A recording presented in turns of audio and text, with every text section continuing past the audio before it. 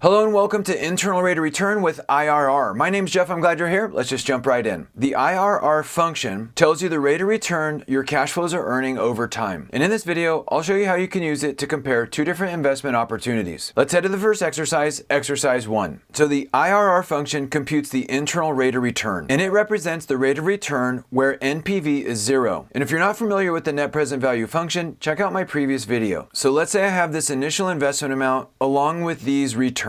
What type of rate of return is that? That would be helpful because then we could see if we want to put the 10 grand into this investment or if we want to do something like a CD. Equals IRR. The values are here. Close the function and enter. So this is saying that this internal rate of return is 12%. And if you're familiar with the NPV function, that's the discount rate that returns an NPV of 0. In other words, let's do equals NPV, use this rate, comma, and these values. Close function.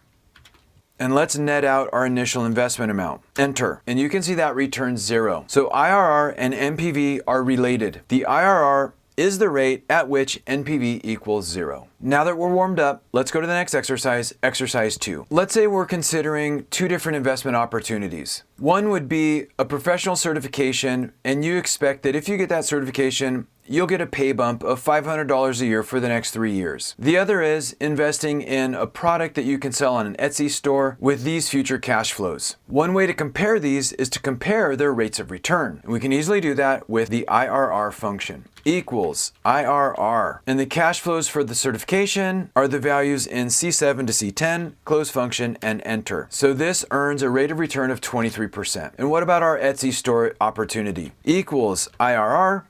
And our values are here in D7 to D10.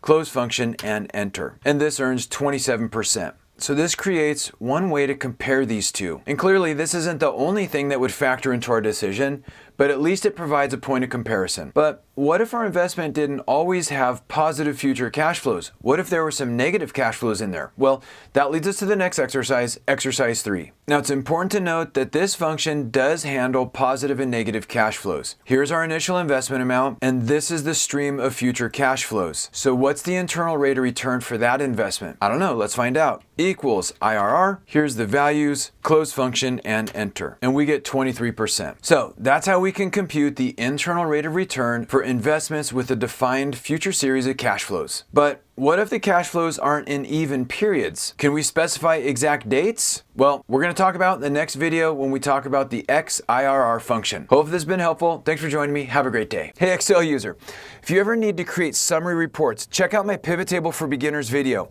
It starts at the beginning and shows how to store the data transactions in a table and then how to summarize those transactions with a pivot table report. I hope it helps unlock the incredible power of pivot tables. This video is a production of Excel University.